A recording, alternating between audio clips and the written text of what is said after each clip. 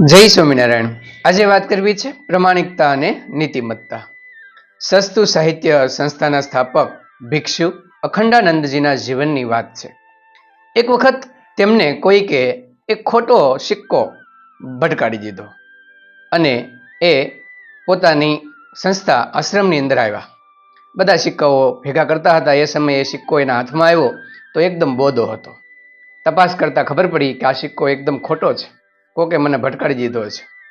આથી અખંડાનંદજીએ તેમના શિષ્યને બોલાવ્યો કે લે આ સિક્કો આપણા બગીચાની અંદર જઈ ખાડો ગાળી એમાં દાટી દે। શિષ્યએ કીધું શા માટે ગુરુજી દાટી દેવો? તો કે આ સિક્કો છે ને ખોટો છે, બોધો છે, કોકે મને ભટકાડી દીધો છે એટલા માટે એને તું દાટી દે। તે શિષ્યએ કહ્યું એમાં થોડો સિક્કો દાટવાનો હોય, લાવો મને આપો, હમણાં હું બજારમાં જઈ અને કોઈ વેપારીને ભટકાડી દઉં છું। અને આવું તો હું ઘણી વાર કરી શક્યો છું। ઘણી વખત મેં આવા જૂના સિક્કા, ખોટા સિક્કા એ કોઈકને આપી દઉં અને એ રીતે મેં બીજાને પધરાવી દીધો છે, લાવો એને દાટવાની જરૂર નથી। ત્યારે ભિક્ષુ ખંડાનંદજીએ કીધું ઊભો રહે, એવું કંઈ કરવાનું નથી।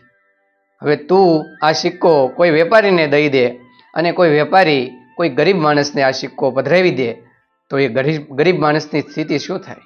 એની પાસે ખાવાનું અનાજ પણ ન હોય અને ખોટો સિક્કો લઈને બીજી જગ્યાએ અનાજ લેવા જાય અને એને અનાજ ન મળે। હવે અનાજ વગરનો ઘરે પાછો જાય તો એમના બાળકો, એમના પરિવાર સૌ ભૂખ્યા રહે અને એ ભૂખ્યા તળવળતા રહે તો ગરીબ માણસને કેટલું નુકસાન થયું?